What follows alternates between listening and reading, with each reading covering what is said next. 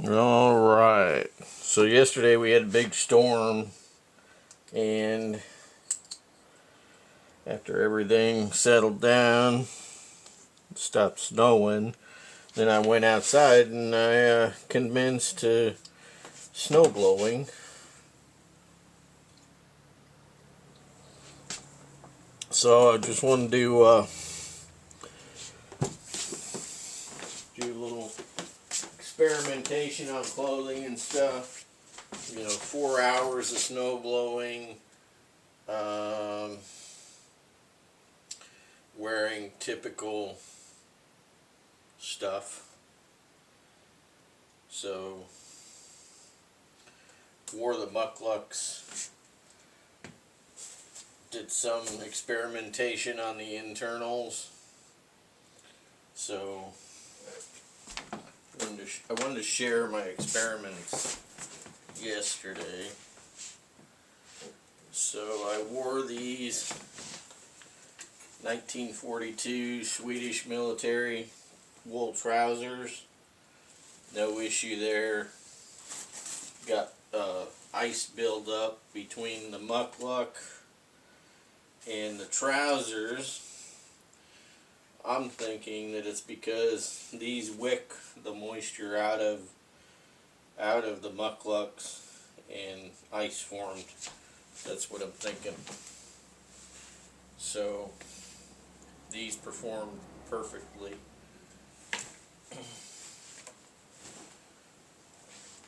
And this is a wool long john shirt. So it's 100% wool. They say it's 100% wool, but I don't know. Hard to say. Got to take their word for it. They say it's 100% wool, but I'm not 100% sure about that. So, but I had the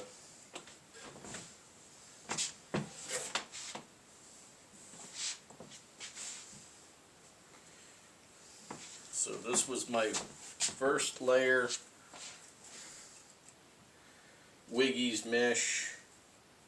Of course, this doesn't soak up anything because it's just nylon. So it was wet, but it was wet because it couldn't move the sweat away fast enough. So the second layer was this L.V.I mesh. This was soaked. This was 80% wool. So this was soaked with sweat. I'm thinking if I would have left this one off and only went with this one, probably would have been better. If I would have went with just the wiggies. Because the next layer,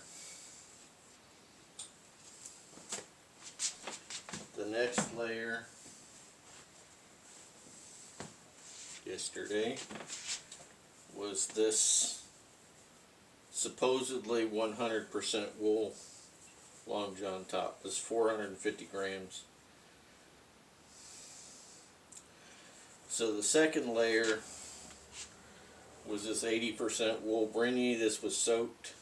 This could not move the sweat in vapor form. It couldn't move it fast enough. Could not move fast enough. So it was hindered by this, however, I'll give it that. If I had left this off and still kept this,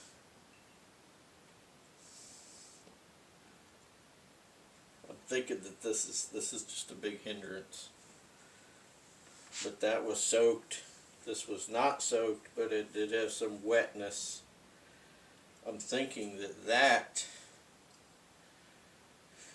it just couldn't get past this. I'm thinking that got so wet because it couldn't get past this. So I'm thinking that this needs to go on anything that's heavy activity Not that snow blowing is a heavy activity, but it's continuous for hours. This was the next layer. This is still a little damp in the neck. Okay, so this is 100% wool Aaron Crafts sweater, jumper, sweater. Right. So I did notice. I'm going to come back to this sweater here in a bit. I'll do another video, but this was almost. It was just a little bit damp. More damp in the shoulders and the neck.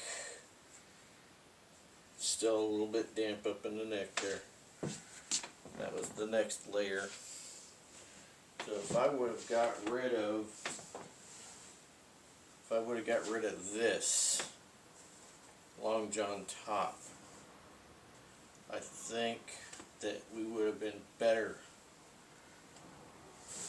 Next time we'll try a different scenario. Now,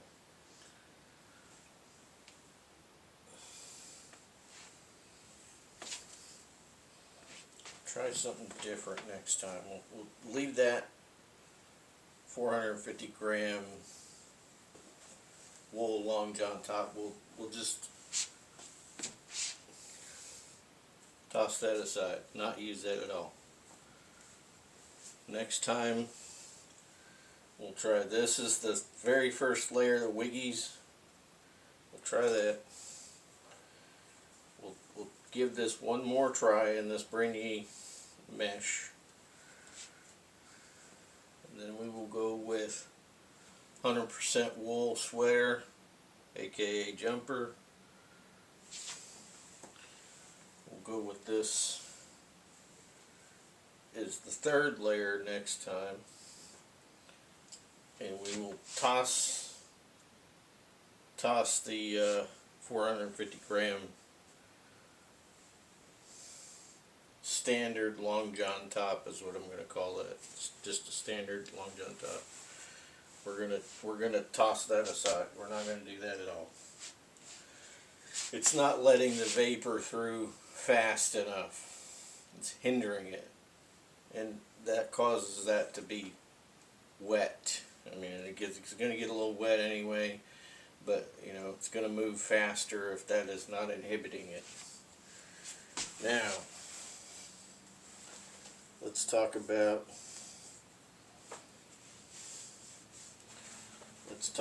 these mukluks.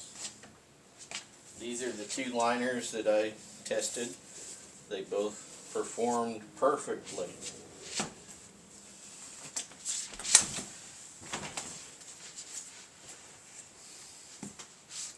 This was a little lighter. This is 3 layers.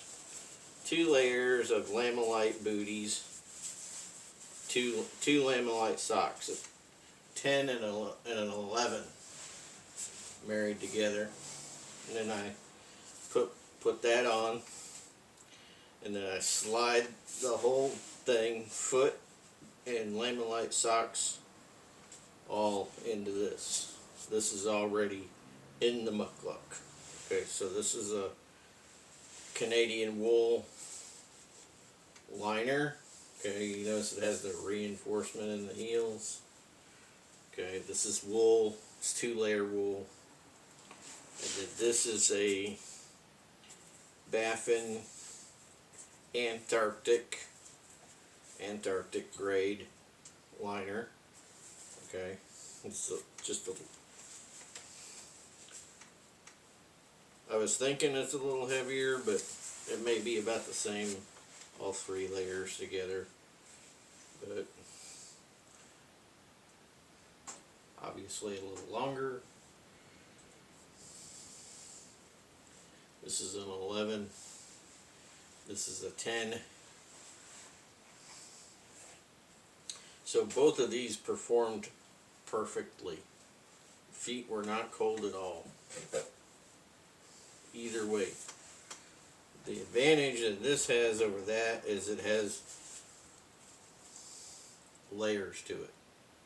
You know, it can you could take a layer out, add a layer. You can do whatever you like in order to make your feet comfortable. Now, when I took those out, when I took them both out, they were both damp on the inside because obviously I was out for 4 hours and condensation built up. These are waterproof. These Neos are waterproof, but the condensation only built up, which is kind of odd. It didn't build up anywhere else in the mukluk other than the area that would be considered the top of the foot and the shin. That's the only area in there, obviously because vapor's going up, right? It's escaping both of these. It wasn't just the wool one, it was also the baffin. So vapor was escaping both inner insulating booties, and it was condensating in the top of the mukluk. Alright? So it doesn't matter which one you got. But the interesting thing is that neither one of these were wet at all. Neither one. There was no wetness.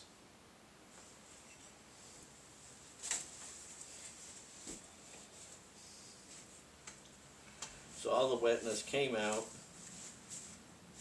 of both setups. They were both had the wetness from me sweating came out of both setups. The wool trousers, they were obviously wicking wetness out of the mukluks, and all of that was icing up out here. It was coming out here, and it was getting iced up, and I could just knock it off. So that condensation was actually just working its way out of the mukluk via the wool trousers. They were acting like a wick, and they were drawing that out of the trousers.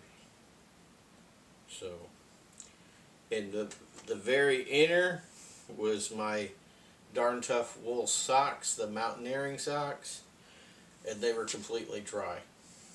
Completely dry. So on both sides, both the Wiggy's Lamilite wool setup and the Baffin Antarctic setup. So both were dry. Absolutely dry. No wetness. So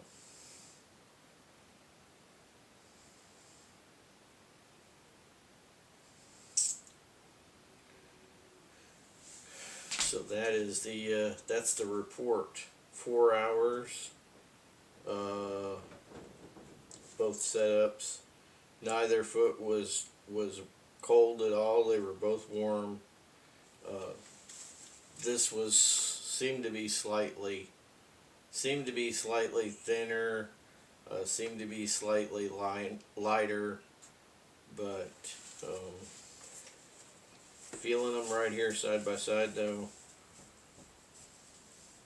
I don't know, hard to say. You'd have to get them on a scale.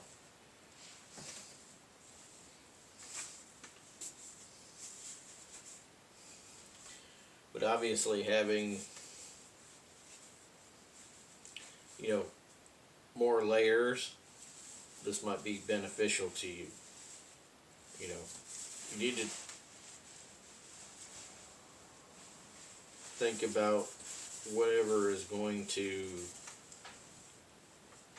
to impact whatever you're going to be doing, whether it's snow blowing or you're on an expedition, you know.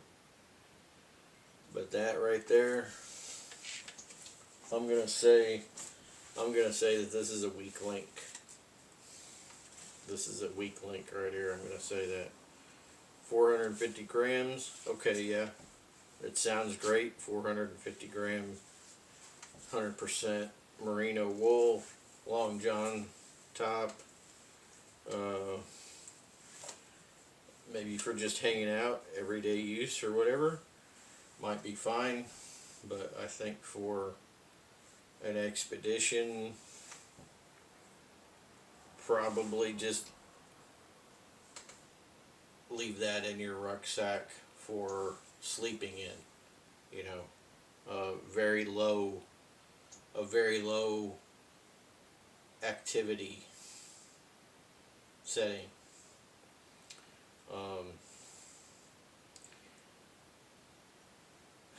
Gonna look to rectifying this situation with this Brigny 80% wool mesh. Gonna try to rectify that by cutting this out of the equation and get this out of the equation, and which is kind of weighty anyway. Get that out of the equation and just let that go directly with a wool sweater. So have wiggies, nylon mesh, Brigny 80% wool mesh, and then 100% wool mid layer, right? And then whatever outer layer that you want. I think that's the next experiment. All that said, I was not cold. Not at all. And the wetness went away real quick as I dried out that mesh, the mesh layers. They were both wet. Obviously the wiggies is going to be wet.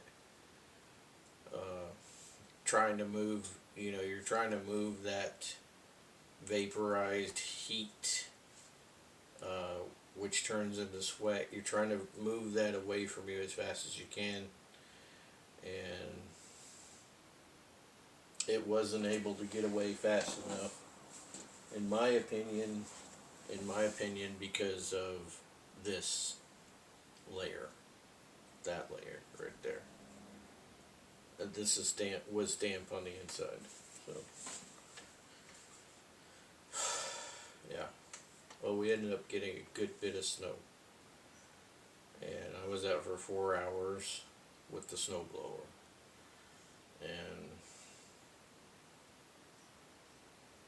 but I got it all done. And somebody sent me a email. They said, I saw you got 30 inches. Well, maybe this area got 30 inches. I don't think I got 30 inches, but I got a lot. So, I was out there a while.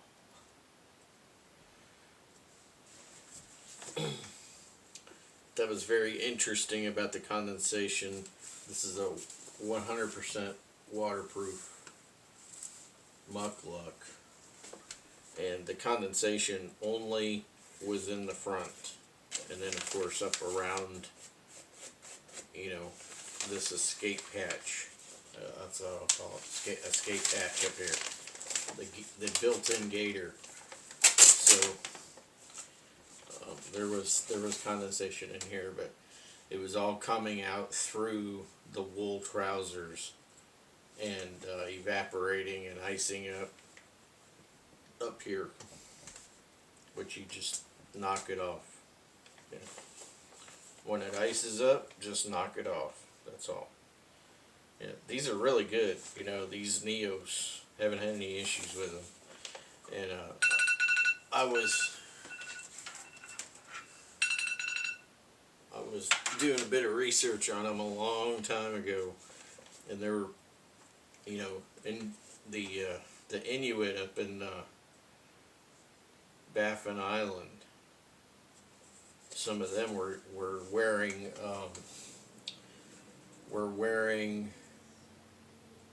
Steger mukluks inside of these Neos.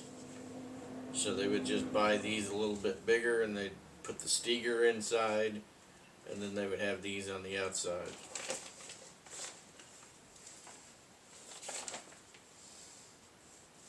So these are also lightly insulated inside, so it's not just a shell. There is a slight layer, a very, very thin layer of insulation in there. But yeah, these are definitely worth your time to have, especially in a cold and wet environment.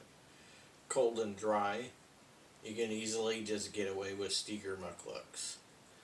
Cold and wet, you should look at these Neos. Yeah. Alright. Well, I will let you go with this video, and I will talk to you soon. Have a good day.